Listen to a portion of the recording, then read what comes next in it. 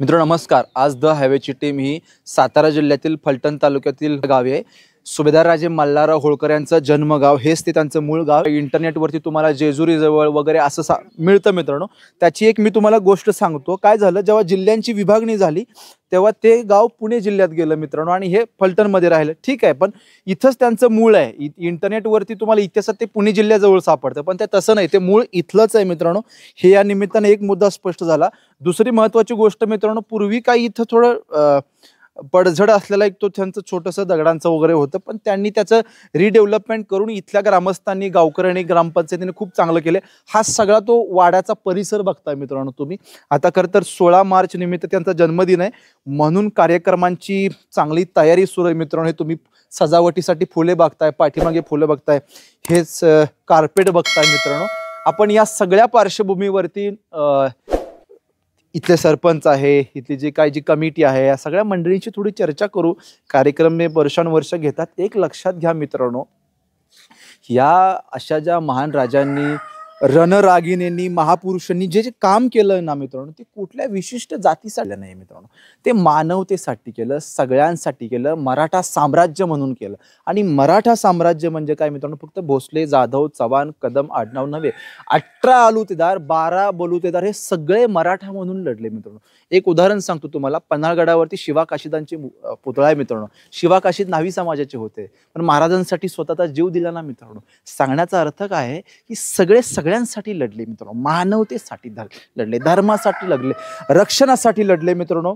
आपल्यासोबत ग्रामस्थ आहेत। सर, आपलं नाव काय म्हटलं आधी? माझं नाव शंकर माडकर। बर, या समितीचा, उत्सव समितीचा प्रमुख इथली जी कार्यक्रमाची समिती समितीचा मी कसं असतं तुमचं प्रत्येक वर्षी कार्यक्रम? गेली 10-15 वर्ष आम्ही हा कार्यक्रम साजरा करतोय। बर, त्यामध्ये ग्रामपंचायत असेल, पंचायत समिती असेल किंवा जिल्हा परिषद या माध्यमातून आम्ही हा कार्यक्रम साजरा करतो। खरं तर होळकरशाहीचे संस्थापक सुभेदार मल्हाररावजी होळकरांचा हा आमच्या फलटण तालुक्यात जन्मगाव, ह्याचा खरा आम्हाला सार्थ अभिमान आहे। आणि शेवटी ते एक मोठं व्यक्तिमत्व होतं। महापुरुष जे होऊन गेले आपले पूर्वी, त्यामधला हा एक महापुरुष आहे। त्याच्याबद्दल कुणाच्या मनामध्ये दुमत असं आणि आम्ही भाग्य समजतो की आम्हाला त्या संबंधीचं काम करण्याची संधी मिळते।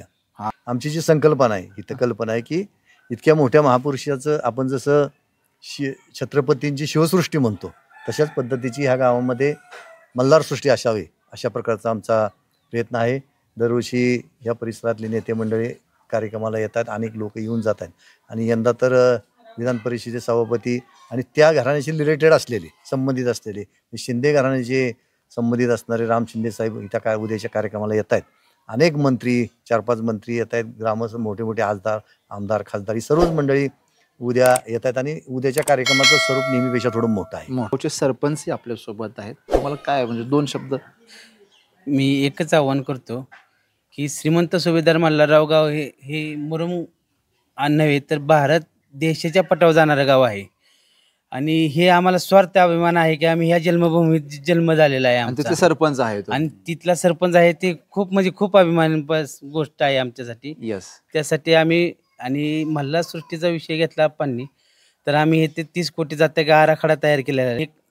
चांगला करता येईल आणि महाराष्ट्राच्या नव्हे तर भारत देशाच्या ह्याच्या इतिहासात नक्कीच नोंदवणी येणाऱ्या 1-2 वर्षात। यस, आणि ते पंतप्रधानही होऊ शकतात, इतकी म्हणजे आमची मानसिकता तयारी झालेली आहे। मित्रांनो, एक लक्षात घ्या, खरंच भाग्याची गोष्ट, जिथे मल्हारराव होळकरांचा जन्म झाला, अशा गावचे सरपंच होणं, त्या उत्सव कमिटीचे अध्यक्ष होणं, चेअरमन होणं, आणि मुळात इथं जन्म होणंच हीच खूप अभिमानाची गोष्ट आहे। आता थोडं आपल्यासोबत प्राथमिक शाळेचे शिक्षक आहेत, त्यांच्याकडून आपण जाणून घेऊ की इथला इतिहास काय वगैरे। मला सगळे मगाशी सर म्हणाले की इथं सगळा मराठा समाज। मित्रांनो, एक लक्षात घ्या, अरे तिकडे जाती धर्मात तुम्ही भांडण करता, मराठा धनगर भांडण करता, पण हे बघा ना किती कौतुकाची गोष्ट आहे। हा मेसेज लोकांपर्यंत गेला पाहिजे। लक्षात घ्या, सगळा मराठा समाज, अख्खं गाव सगळं मराठा समाज, आणि मल्हारराव होळकरांची जयंती आणि इथले सगळे कार्यक्रम अतिशय उत्साहाने काम करतात, कारण त्यांना त्याची जाणीव झाली आहे की या माणसानं माणुसकीसाठी काम केलं, या माणसानं मराठा म्हणून सगळ्यांसाठी काम केलं। ही जाणीव बघणाऱ्यांच्या प्रत्येकाच्या मनात होणं महत्त्वाचं आहे। आपण जरा इतिहास जरा डीप जाणून घेऊ। कॅमेरामॅन थोडंसं पुढे या। आपल्यासोबत शिक्षक आहेत। सर, आपलं नाव काय म्हणलं? मी सचिन चौगुले। नमस्कार। मला एक गोष्ट सांगा, आपण जरा ह्या बाईटच्या अगोदर जी आपली जी पूर्व चर्चा झाली त्यामध्ये तुम्ही मला बरेच संदर्भ पण सांगितले. त्या सगळ्या संदर्भानं थोडक्यात पण महत्त्वपूर्ण 1-2 मिनिटात इतिहास सांगा. सुभेदार श्रीमंत मल्हारराव होळकर यांचं हे जन्मस्थळ अत्यंत पवित्र असं हे स्थान. एखादा महापुरुष एखाद्या मातीमध्ये जन्माला येणं हे त्या महापुरुषाचं नव्हे तर त्या मातीचं भाग्य असतं.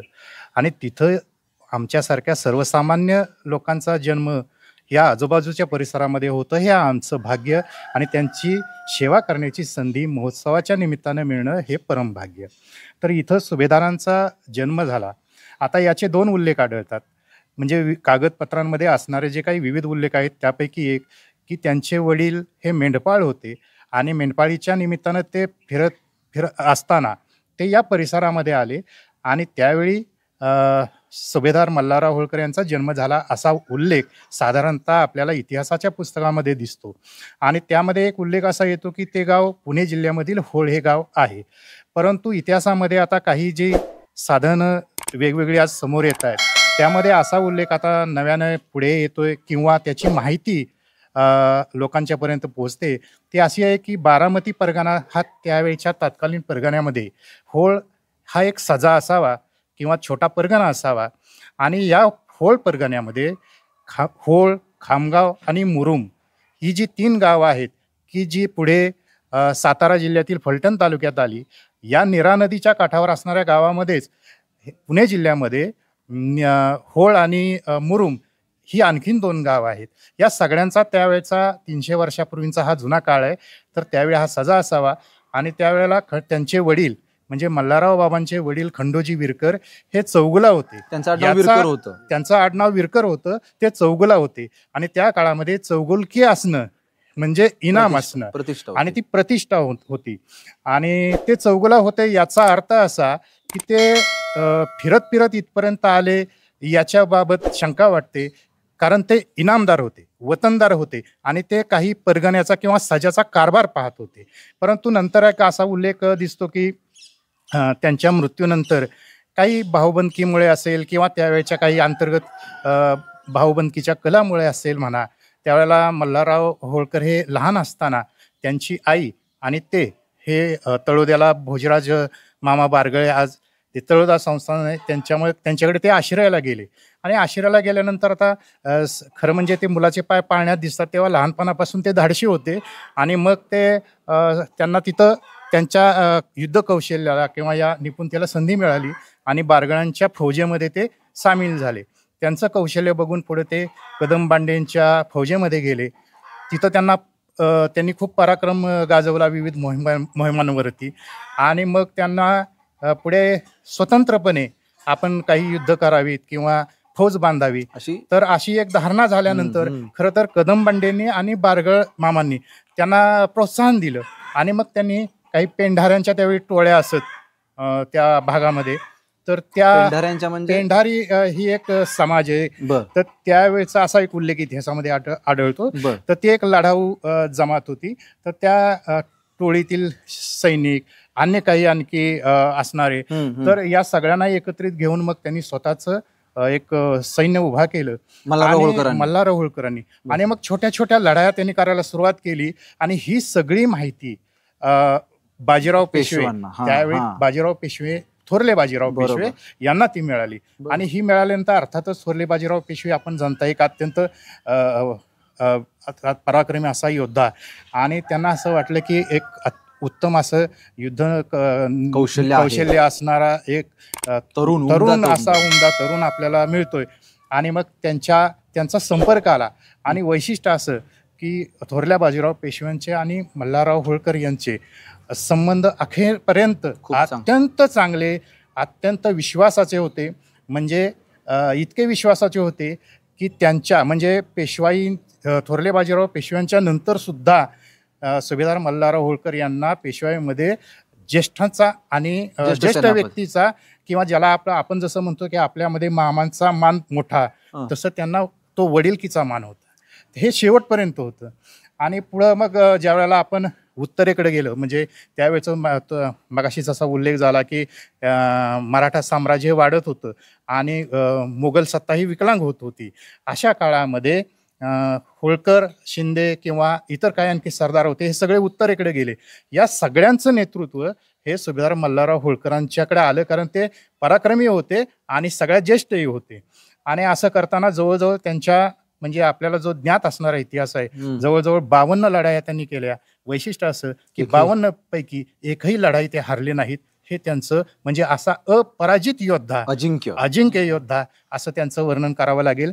त्याच वेळी म्हणजे जेव्हा त्यांना खंडेराव हा एक मुलगा झाला, म्हणजे नंतर ते बारगळांचे जावई झाले, मामांचीच मुलीबरोबर त्यांचा विवाह झाला, तर तो जेजुरीच्या खंडोबाच्या कृपेनं हे सगळं घडलं असं त्यांना वाटलं. नंतर मग त्यांनी तिथं कुलोपाध्ये नेमले आणि जेजुरीच्या गडाचा पहिला जो जीर्णोद्धार केला तो सुभेदार मल्हारराव होळकर यांनी केला. हा इतिहास महत्त्वाचा आहे मित्रांनो. तर तेव्हापासूनच खरं म्हणजे जो आज इतिहासामध्ये त्यांचा उल्लेख जन्मस्थळाचा जो होतो जेजुरी जवळचं किंवा पुणे जिल्ह्यातलं होळ, त्याचं हे सगळे संदर्भ यामध्ये ते एकवटले जातात. जशी जशी माहिती येईल, इतिहास पुढे येईल, तसतसं या स्थळाबद्दल आणखीन जास्त माहिती येत जाईल. पुढे त्यांना मग पेशव्यांनी 1729 मध्ये माळवा प्रांताची सुभेदारी दिली आणि ते सुभेदार झाले. आणि तिथून तेव्हा जेव्हा ते दिल्लीवर स्वारी करून गेले, दिल्ली जिंकली आणि दिल्लीवर जो बादशाह म्हणजे एकेकाळी मोगलांचं साम्राज्य संपूर्ण भारतभर पसरलेलं होतं. म्हणजे अगदी आज जेव्हा आपण पाकिस्तान अफगाणिस्तानच्या सीमेपासून ते बंगालच्या उपसागरापर्यंत पसरलेलं मोगलांचं साम्राज्यावर पहिल्यांदाच मल्हारराव होळकरांच्या नेतृत्वाखाली दिल्लीच्या गादीवर जो बादशाह बसलेला होता तो एक नामदारी बादशाह होता. आणि हा सगळा कारभार हे सुभेदार पाहत होते. हे वैशिष्ट्य म्हणजे खरं म्हणजे हा इतिहास फारसा आमच्या इतिहासामध्ये आमच्या मुलांनाही शिकवलं जात नाही, हे आमचं दुर्दैव आहे. म्हणजे आम्ही इतर मोगल साम्राज्याचा किंवा मोगल सम्राटांचा इतिहास शिकवतो, पण असा काही मोगल सम्राट होऊन गेले की ज्यांचा जे नामदारी होते आणि त्यांचा दिल्लीचा कारभार, रिमोट कंट्रोल, साम्राज्याचा कारभार, रिमोट कंट्रोल हे संपूर्ण सुभेदार पाहत होते. त्याच वेळी मग अशी एक वेळ आली की जेव्हा आपण पाहतो की अफगाणिस्तानमधून, विशेषतः मध्य आशियामधून काही राजे इथं भारतावर ज्या वेळेला स्वारी करत होते त्यावेळेला त्यांना पिटाळून लावण्याचं काम सुभेदारांच्या नेतृत्वाखाली झालं. आणि आज जो आपण जी आज सार्वजनिक म्हण झालेली आहे की आटके पार झेंडा लावला, पाकिस्तान आणि अफगाणिस्तान यांच्या सीमेवर म्हणजे लाहोर काबीज केल्यानंतर आटक नावाचं एक जे शहर आहे, जिल्हा आहे, किल्ला म्हणता येईल, किल्ला आहे. आणि जे या संपूर्ण भौगोलिक परिस्थिती जर त्या सगळ्याची म्हणजे भारत त्यावेळेचा अखंड भारत, अफगाणिस्तान आणि मध्य आशिया या सगळ्यांचे जर एकूण भौगोलिक परिस्थिती पाहिली तर आटक हे अत्यंत महत्वाचं ठिकाण होतं.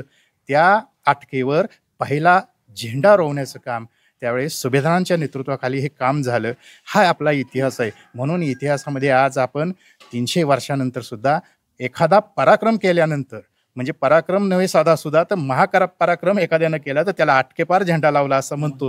त्याचा संदर्भ आपल्याकडे 300 वर्षापूर्वीच्या इतिहासामध्ये मिळतो. हा आपला अत्यंत पराक्रमी असा इतिहास आहे. मग त्यांनी पुढे इंदोर संस्थांची ते संस्थापक होते, होळकरशाही तिथून सुरू झाली. अर्थातच ते फक्त लढाया करत नव्हते, तर सामान्य माणसासाठी आवश्यक असणाऱ्या त्यांच्या आपल्या सामान्य माणसाच्या धार्मिक भावना जपण्यासाठी त्यांनी अनेक गोष्टी केल्या. अर्थात त्यांचा वसा त्यांच्यानंतर त्यांच्या सुनबाई राजमाता अहिल्यादेवी होळकर मासाहेबांनी पुढे चालवला. मासाहेबांचा इतिहास तर अत्यंत धवल असा इतिहास आपल्याला दिसतो. अनेक घाट बांधले, रस्ते बांधले, युद्ध कौशल्य तर होतच होतं. म्हणजे इंदोर संस्थावर स्वारी करणं हे भल्याभल्यानाही त्यावेळी शक्य झालं नाही, किंवा इतकी एक आदरयुक्त म्हणा किंवा अन्य कुठल्याही मार्गानं, पण इंदोर संस्थांची एक दहशत अन्य साम्राज्यांवर होती. त्यामुळे त्यावेळेला इंदोर संस्थांचा दबदबा वाढत होता. त्याच वेळेला महाराष्ट्राचा दबदबा वाढत होता. खऱ्या अर्थानं महाराष्ट्राचं नेतृत्व त्या काळामध्ये संपूर्ण भारताचं नेतृत्व हे महाराष्ट्रानं केलं. त्याचं प्रमुख कारण म्हणजे की सुभेदार मल्हारराव होळकर यांचं नेतृत्व असं आपल्याला म्हणता येईल. तर असा एक साधारणतः हा इतिहास आपल्याला दिसतो. अर्थात इतिहासाची पानं अजून बरीच अजून अंधारात आहे असं वाटतं. याच्यावर संशोधन होणं किंवा तो प्रकाशात येणं सर्वसामान्यपणे जो इतिहास आज मुलांना शिकवला जातो तो त्यांच्यापर्यंत पोहोचणं, पुढच्या पिढीपर्यंत पोहोचणं अत्यंत आवश्यक आहे. Yes. एक चांगली गोष्ट इथं घडते की अलीकडच्या साधारणतः एक 20 एक वर्षाच्या काळामध्ये जेव्हा ही वास्तू प्रकाशात आली, अत्यंत छोट्या प्रमाणात त्यावेळी महोत्सव साजरा झाला. आज त्याचं स्वरूप हळूहळू मोठं होतंय. जेव्हा इथं मला तुम्ही थोडं आतमध्ये येऊन पण दाखवा ना, म्हणजे जे मामाकडे गेलं होतं ना, कॅमेरामन थोडं त्याच्या मामाकडे गेलं ही जी होतं. वास्तू आहे, हा कॅमेरामन बघा. ही जी वास्तू आहे ही होळकर साम्राज्यांच्या ही जी स्टेट इंदोर स्टेट असं इथं लिहिलेलं आहे. तर ही मूळची वास्तू, या मूळच्या वास्तूमध्ये त्यांचं एक सटवाईचं मंदिरही इथं आहे. त्याचबरोबर खामगाव नावाचं एक छोटंसं गाव, जहागीरदार संस्थान तळोदे यांच्याकडे त्यांनी सैनिकी शिक्षण घेतलं. जेव्हा ते इथून तळोद्याला गेले त्यावेळी त्यांना भोजराज मामा बारगळ हे त्यांचे मामा आणि साहजिकच ते तिथले सरदार होते, श्रीमंत होते आणि म्हणून त्यांना त्यावेळेस सुभेदारांना सुद्धा लहान वयातच युद्धाचं शिक्षण मिळालं आणि आपोआप त्यांच्यामध्ये पैलू पडत गेले. हा एक इतिहास आहे. ही एक जुनी त्या काळातली छोटीशी वास्तू. अर्थात आता आपल्याला असंही म्हणता येईल की इंदोर संस्थानमध्ये आपण गेल्यानंतर मोठे राजवाडे पाहायला मिळतात, अनेक राजवाडे उत्तरेकडे पाहायला मिळतात, परंतु त्या मानाने इथं का नाही, तर त्यावेळी खरं म्हणजे जन्मही जरी इथला असला तरी त्यांची जी कर्मभूमी आहे, त्यांचा जो पराक्रम झाला तो खऱ्या अर्थानं उत्तरेमध्ये झाला, उत्तर भारतामध्ये झाला. आणि त्यामुळं आपल्याला इंदोर संस्थानच्या ज्या ज्या राजवाडे असतील, अनेक वास्तू असतील, त्या धार्मिक असतील, ऐतिहासिक असतील, त्या सगळ्या आपल्याला उत्तर भारतामध्ये जास्त मोठ्या प्रमाणावर बघायला मिळतात. परंतु ही जी सुरुवात आहे ती इथून झाली. या छोट्या वास्तूपासून झाली. असं हा एक छोटासा, म्हणजे छोटा म्हणण्यापेक्षा मला माहीत असणारा छोटा इतिहास, परंतु मोठ्या आणि महापुरुषांचा एका मोठ्या इतिहासातला एक खारीचं वाटा मी तुम्हाला दिला. मित्रांनो, एक लक्षात घ्या, त्यांचा इतिहासातल्या सणावळ्या आणि इथल्या बारीक सारीक गोष्टीचा त्यांनी त्यांच्या पद्धतीनं, त्यांनी त्यांच्या आकलनानुसार त्यांनी तो अभ्यासपूर्वक तो विषय मांडला. मित्रांनो, एक लक्षात घ्या, असा इतिहास पुढे येणं महत्त्वाचं आहे. या सगळ्या संदर्भात तुम्हाला काय वाटतं ते कमेंट करून नक्की कळवा. अशाच महत्त्वपूर्ण माहितीसाठी आपल्या माणसासाठी 10 वेळा सबस्क्राईब करा. तुर्तास मनपूर्वक धन्यवाद.